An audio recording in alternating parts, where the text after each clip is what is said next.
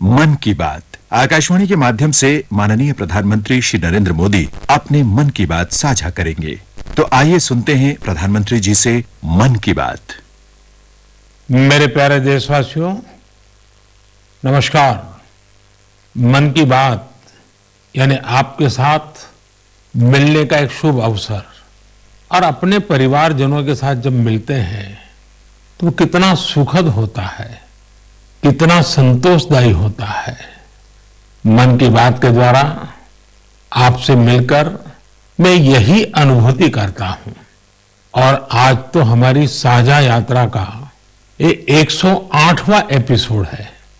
हमारे यहाँ 108 अंक का महत्व, उसकी पवित्रता एक गहन अध्ययन का विषय है।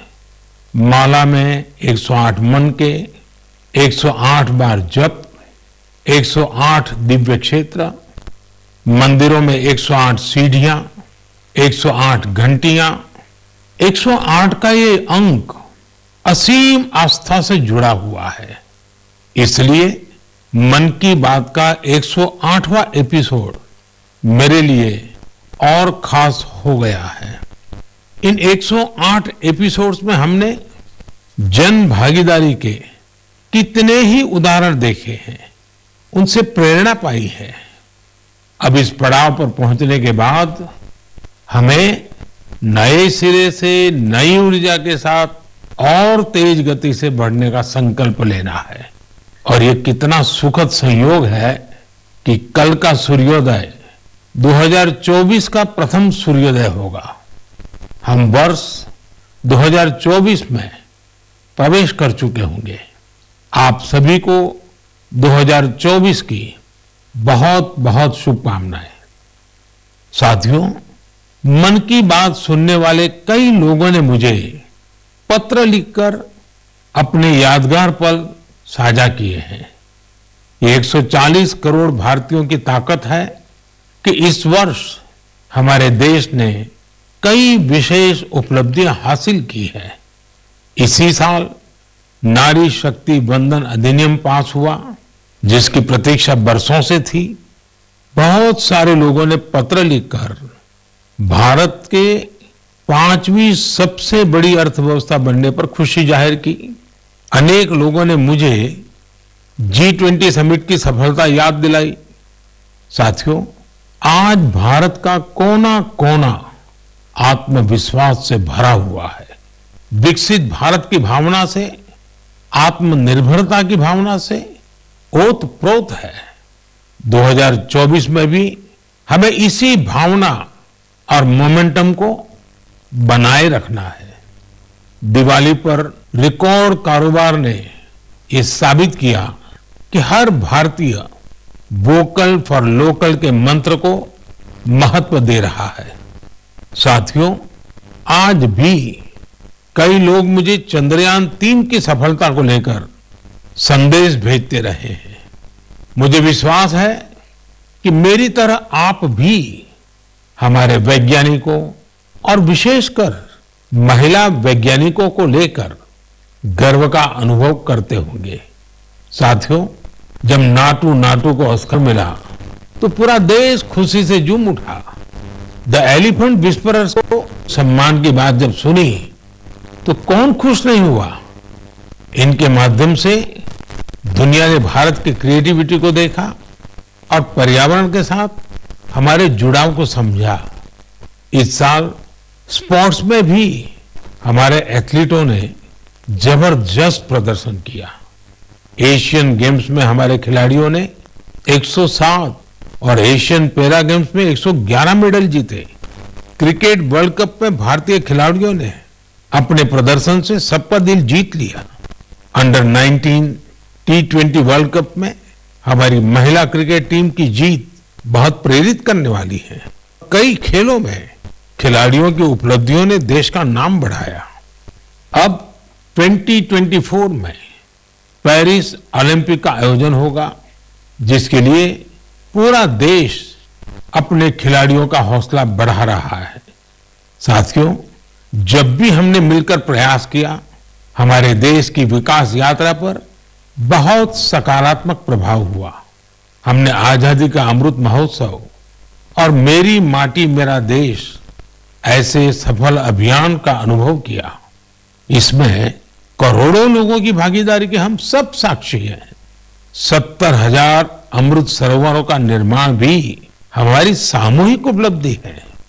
साथियों, मेरा ये विश्वास रहा है कि जो देश इनोवेशन को महत्व नहीं देता, उसका विकास रुक जाता है।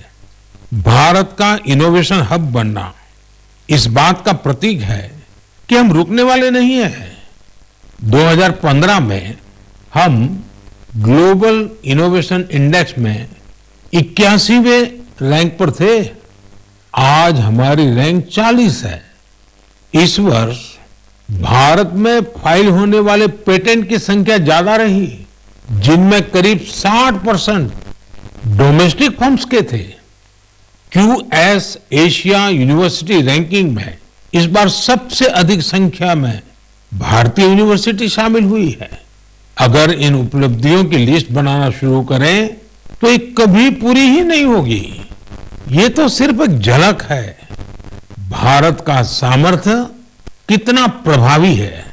हमें देश की इन सफलताओं से, देश के लोगों की इन उपलब्धियों से प्रेरणा लेनी है, गर्व करना है, नए संकल्प लेने हैं। मैं एक बार फिर आप सबको 2024 की शुभकामनाएं देता हूं। मेरे परिवारजनों, हमने अभी भारत को लेकर हर तरफ जो आशा और उत्साह है उसकी चर्चा की।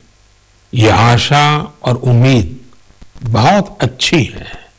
जब भारत विकसित होगा तो इसका सबसे अधिक लाभ युवाओं को ही होगा।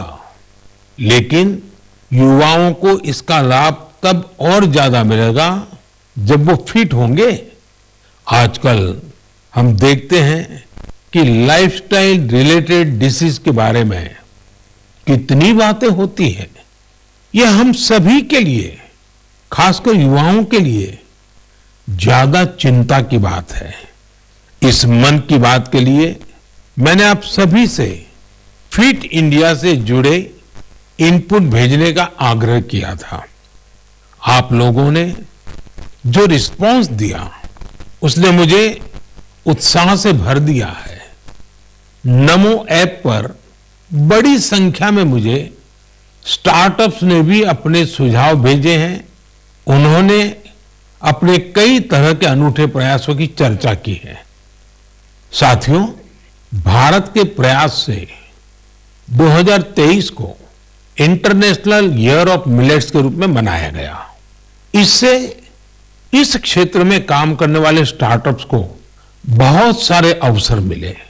इनमें लखनऊ से शुरू हुए किरोज फूड्स, प्रयागराज के ग्रैंडमा मिलेट्स और न्यूट्रास्यूटिकल रिच ऑर्गेनिक इंडिया जैसे कई स्टार्टअप शामिल हैं।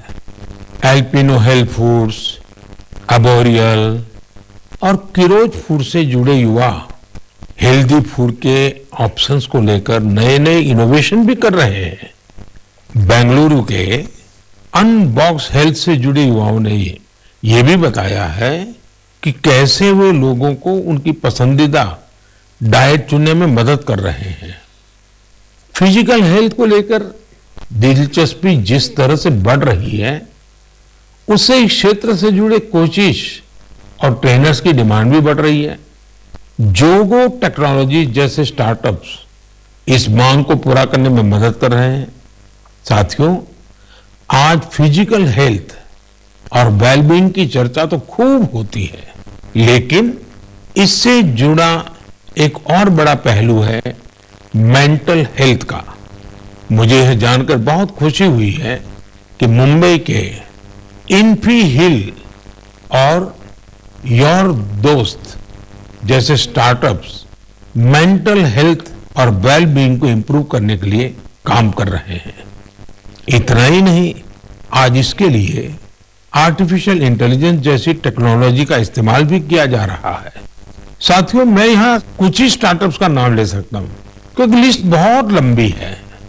मैं आप सभी से आग्रह करूंगा कि फिट इंडिया के सपने को साकार करने की दिशा में इनोवेटिव हेल्थ केयर स्टार्टअप्स के बारे में मुझे जरूर लिखते रहें। मैं आपके साथ फिजिकल और मेंटल हेल्थ के बारे में बात करने वाले जाने माने लोगों के अनुभव भी साझा करना चाहता हूं। ये पहला मैसेज सदगुरु जग्गी वासुदेव जी का है।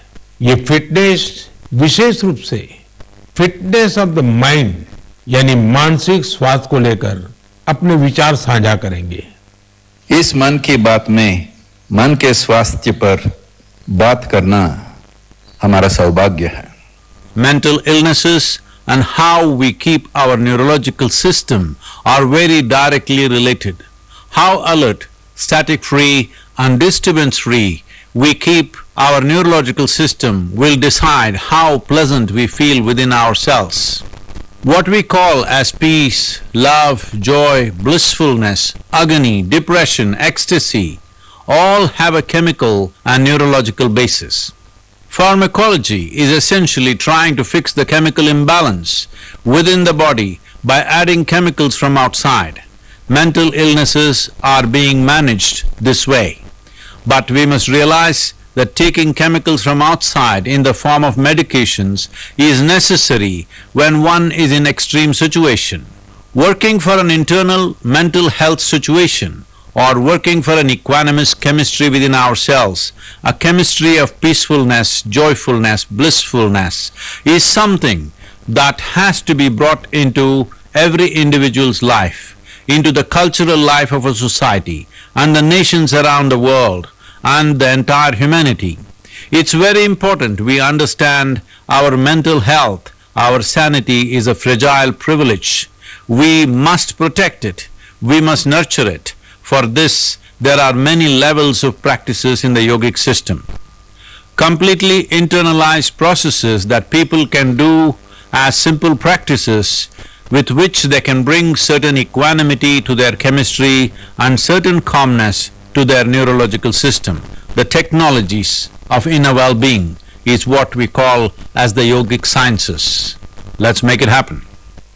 सामान्य तौर पर सदगुरु जी ऐसे ही बेहतरीन तरीके से अपनी बातों को सामने रखने के लिए जाने जाते हैं। आइए अब हम जानी मानी क्रिकेट खिलाड़ी हरमनप्रीत कौर जी को सुनते हैं। नमस्कार, मैं अपने देशवासियों को मन की बात के माध्यम से कुछ कहना चाहती हूँ। माननीय प्रधानमंत्री श्री नरेंद्र मोदी जी के फिट इंडिया की पहल मुझे अपने फिटनेस मंत्र आप सभी के साथ शेयर करने के लिए प्रोत्साहित किया है। आप सभी को मेरा पहला सजेशन यही है, one can not out train a bad diet. इसका अर्थ ये है आप कब खाते हो और क्या खाते हो, इसके बारे में आपको बहुत सावधान रहना होगा। हाल ही में माननीय प्रधानमंत्री मोदी जी ने सभी को बाजरा खाने के लिए इनकरेज किया है, जो कि इम्यूनिटी बढ़ाता है और टिकाऊ खेती करने में सहायता करता है और पचाने में भी आसान है। रेगुलर एक्सरसाइज और 7 घंटे की पूरी नींद बॉडी के लिए बहुत जरूरी है और फिट रहने के लिए मदद करती है। इसके लिए बहुत डिसिप्लिन एंड कंसिस्टेंसी की जरूरत होगी। जब आपको इसका रिजल्ट मिलने लग जाएगा तो आप डेली खुद ही एक्सरसाइज करना स्टार्ट कर दोगे। मुझे आप सबसे बात करने और अपना फिटनेस मंत्र शेयर करने का अवसर देने के लिए माननीय प्रधानमंत्री जी का बहुत धन्यवाद। हरमनप्रीत जी जैसी प्रतिभाशाली खिलाड़ी की बातें निश्चित रूप से आप सभी को प्रेरित करेगी। आइए ग्रैंड मास्टर विश्वनाथन आनंद जी को सुने। हम सभी जानते हैं कि उनके खेल शतरंज के लिए मेंटल फिटनेस का कितना महत्व है। Namaste. I'm Vishwanathan Anand. You have seen me play chess, and very often I'm asked, what is your fitness routine? Now, chess requires a lot of focus and patience. So I do the following, which keeps me fit and agile. I do yoga 2 times a week. I do cardio 2 times a week. And 2 times a week, I focus on flexibility, stretching, weight training, and I tend to take 1 day off per week. All of these are very important for chess. You need to have the stamina to last 6 or 7 hours of intense mental effort, but you also need to be flexible to be able to sit comfortably, and the ability to regulate your breath to calm down is helpful when you want to focus on some problem, which is usually a chess game. My fitness tip to all Man Ki Baat listeners would be to keep calm and focus on the task at hand. The best fitness tip, for me, absolutely the most important fitness tip, is to get a good night's sleep. Do not start sleeping for 4 and 5 hours a night. I think 7 or 8 is an absolute minimum. So we should try as hard as possible to get a good night's sleep, because that is when the next day you're able to get through the day in calm fashion. You don't make impulsive decisions.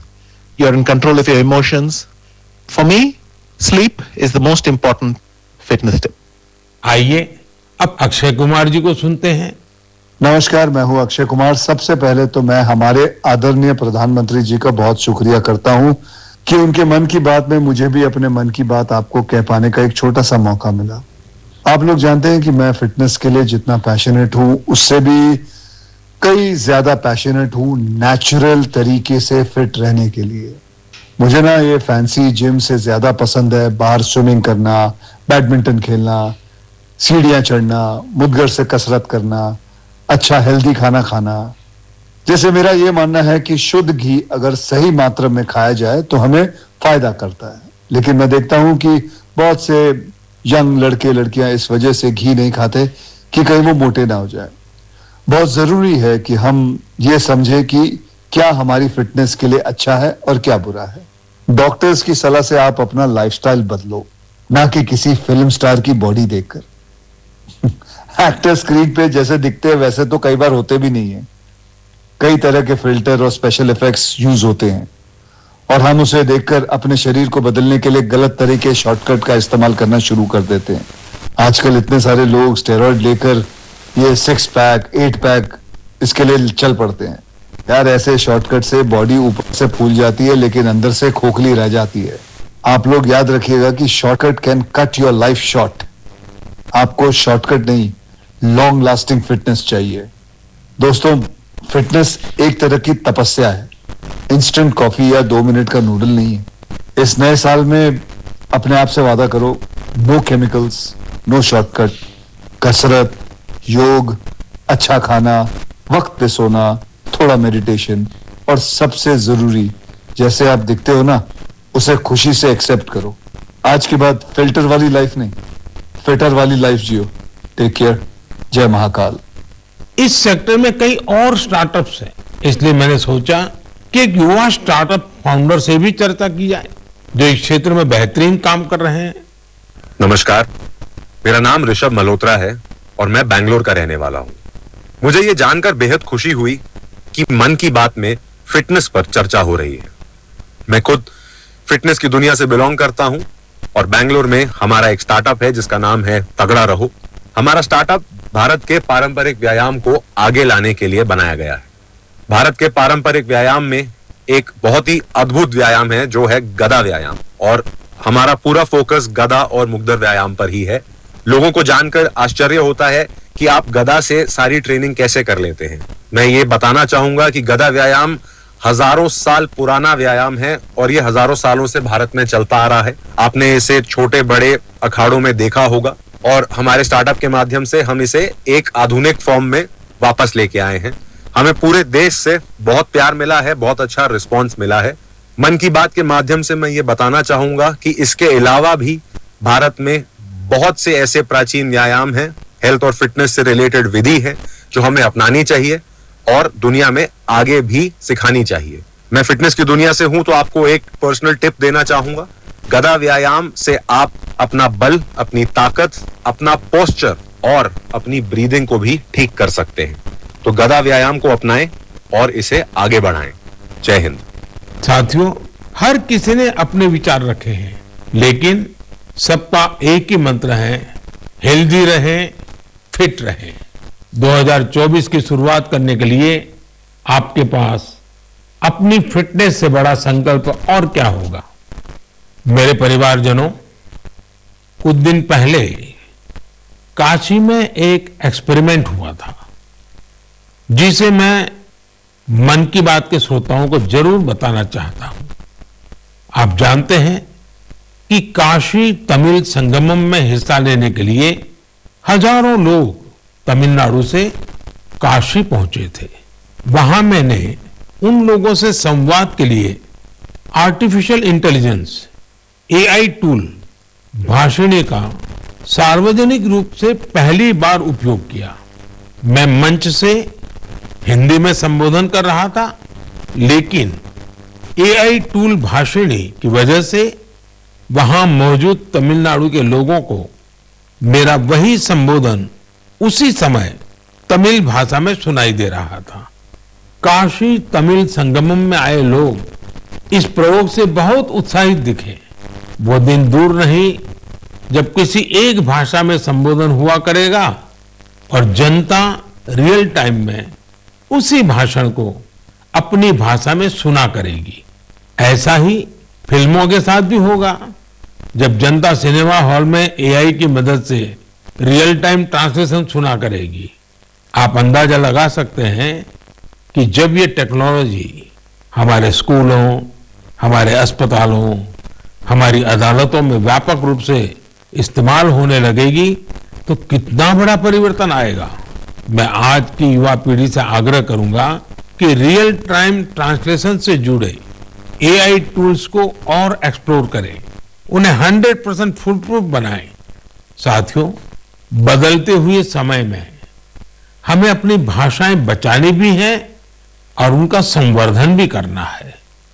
अब मैं आपको झारखंड के एक आदिवासी गांव के बारे में बताना चाहता हूं। इस गांव ने अपने बच्चों को मातृभाषा में शिक्षा देने के लिए एक अनूठी पहल की है। गढ़वा जिले के मंगलो गांव में बच्चों को कुड़ुख भाषा में शिक्षा दी जा रही है। इस स्कूल का नाम है कार्तिक उरांव आदिवासी कुड़ुख स्कूल। इस स्कूल में 300 आदिवासी बच्चे पढ़ते हैं। कुड़ुख भाषा उरांव आदिवासी समुदाय की मातृभाषा है। कुड़ुख भाषा की अपनी लिपि भी है, जिसे तोलंग सिकी नाम से जाना जाता है। ये भाषा धीरे धीरे विलुप्त होती जा रही थी, जिसे बचाने के लिए इस समुदाय ने अपनी भाषा में बच्चों को शिक्षा देने का फैसला किया है।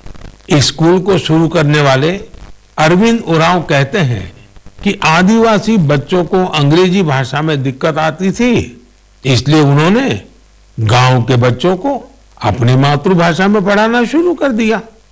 उनके इस प्रयास से बेहतर परिणाम मिलने लगे तो गांव वाले भी उनके साथ जुड़ गए। अपनी भाषा में पढ़ाई की वजह से बच्चों के सीखने की गति भी तेज हो गई है। हमारे देश में कई बच्चे भाषा की मुश्किलों की वजह से पढ़ाई बीच में ही छोड़ देते थे। ऐसी परेशानियों को दूर करने में नई राष्ट्रीय शिक्षा नीति से भी मदद मिल रही है।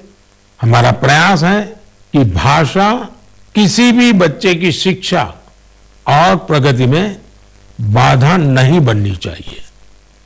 साथियों, हमारी भारत भूमि को हर कालखंड में देश की विलक्षण बेटियों ने गौरव से भर दिया है। सावित्रीबाई फुले जी और रानी वेलु नाचियार जी देश की ऐसी ही दो विभूतियां हैं। उनका व्यक्तित्व ऐसे प्रकाश स्तंभ की तरह है जो हर युग में नारी शक्ति को आगे बढ़ाने का मार्ग दिखाता रहेगा। आज से कुछ ही दिनों बाद 3 जनवरी को हम सभी इन दोनों की जन्म जयंती मनाएंगे। सावित्रीबाई फुले जी का नाम आते ही सबसे पहले शिक्षा और समाज सुधार के क्षेत्र में उनका योगदान हमारे सामने आता है। वे हमेशा महिलाओं और वंचितों की शिक्षा के लिए जोरदार तरीके से आवाज उठाती रही। वे अपने समय से बहुत आगे थी और उन गलत प्रथाओं के विरोध में हमेशा मुखर रही। शिक्षा से समाज के सशक्तिकरण पर उनका गहरा विश्वास था। महात्मा फुले जी के साथ मिलकर उन्होंने बेटियों के लिए कई स्कूल शुरू किए। उनकी कविताएं लोगों में जागरूकता बढ़ाने और आत्मविश्वास भरने वाली होती थी। लोगों से हमेशा उनका यह आग्रह रहा कि वे जरूरत में एक दूसरे की मदद करें और प्रकृति के साथ भी समरसता से रहें। वे कितनी दयालु थी, इसे शब्दों में नहीं समेटा जा सकता। जब महाराष्ट्र में अकाल पड़ा तो सावित्रीबाई और महात्मा फुले ने जरूरतमंदों की मदद के लिए अपने घरों के दरवाजे खोल दिए। सामाजिक न्याय का ऐसा उदाहरण विरले ही देखने को मिलता है। जब वहां प्लेग का भय व्याप्त था तो उन्होंने खुद को लोगों की सेवा में झोंक दिया। इस दौरान वे खुद इस बीमारी की चपेट में आ गई। मानवता को समर्पित उनका जीवन आज भी हम सभी को प्रेरित कर रहा है।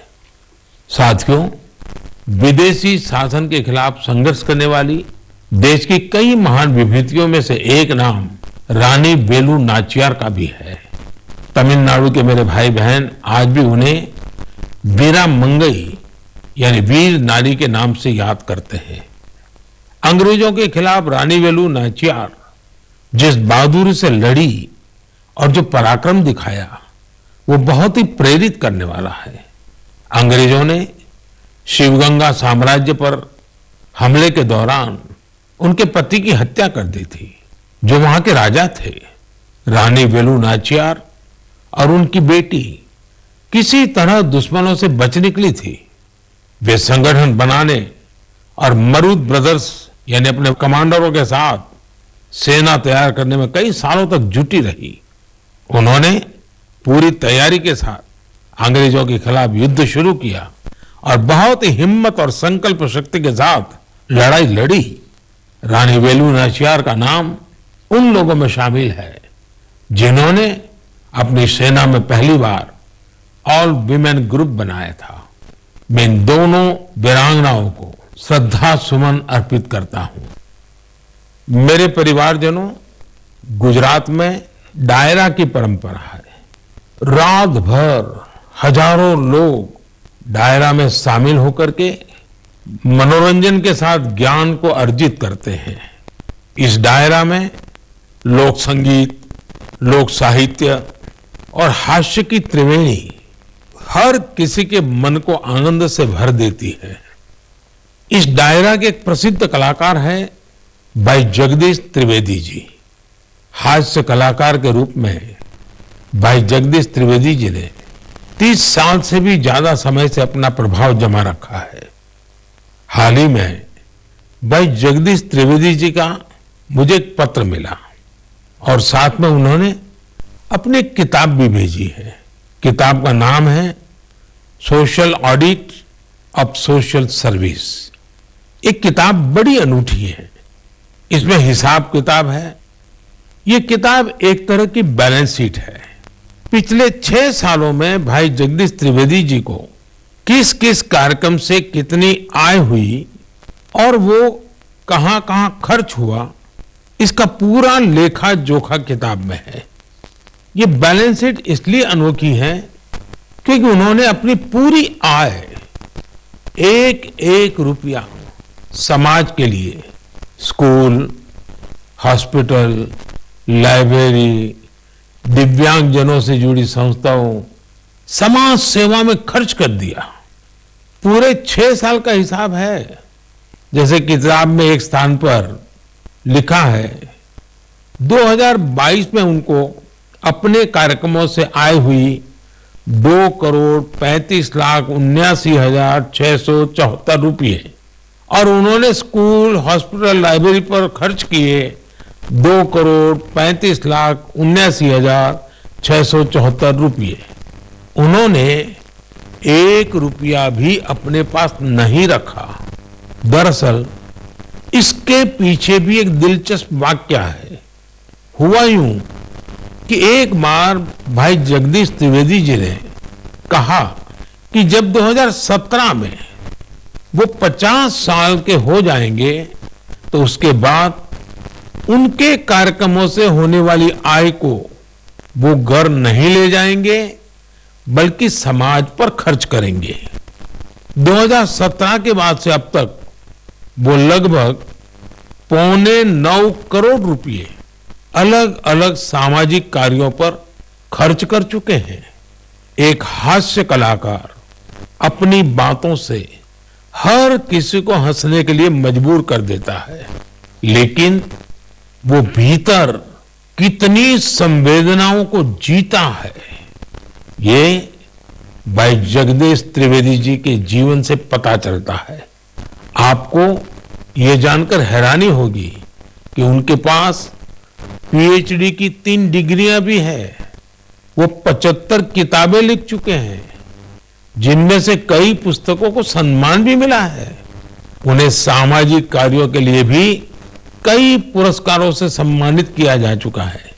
मैं भाई जगदीश त्रिवेदी जी को उनके सामाजिक कार्यों के लिए बहुत बहुत शुभकामनाएं देता हूं। मेरे परिवारजनों, अयोध्या में राम मंदिर को लेकर पूरे देश में उत्साह है, उमंग है।